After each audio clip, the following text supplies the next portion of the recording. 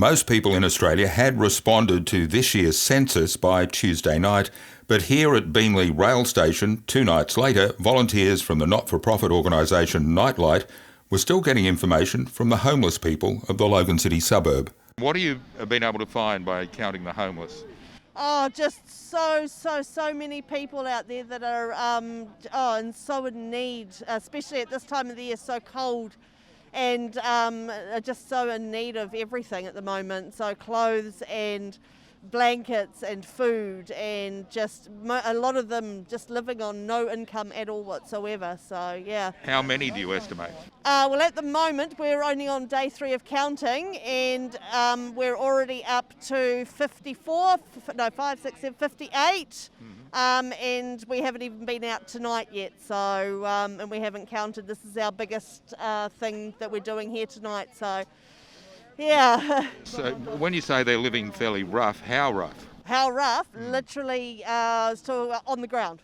Literally on the ground, in the bushes, in parks, under bridges, some of them in cars, some of them in vans, but most of them are literally just living under a park bench with the clothes on their backs, sometimes no blankets, no socks, you name it. Yep, they come down to places like this to get food.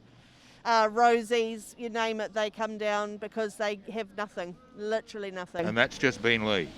This is literally just Beenleigh, yeah. And in the whole of Logan for the last census, there was only 18 homeless people, which we know is just so not true. And we're only a team of a couple of people going around the whole of Logan trying to find homeless people. We're not even going to get anywhere near the amount of people that there are actually sleeping rough. Do you think a lot of this is to do with the COVID pandemic? No. Some of it is, yeah, but a lot of it is just purely, there's just nowhere for these people to go. There's no crisis accommodation in the whole of Logan. There's just nowhere for these people to live. You know, the amount of money that some of them get, a lot of them are like Kiwis that get no money.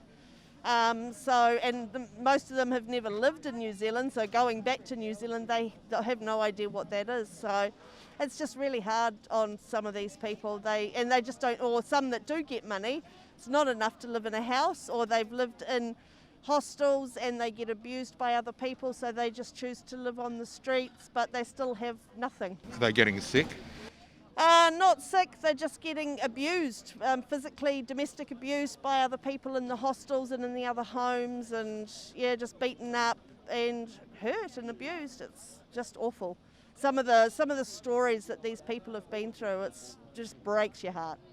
Absolutely breaks your heart. Yeah, it would. Some of the stories of the people that we've talked to is just, yeah, awful. Thank you, Naomi. Yeah, no, you're welcome. And that's why Nightlight does what it does.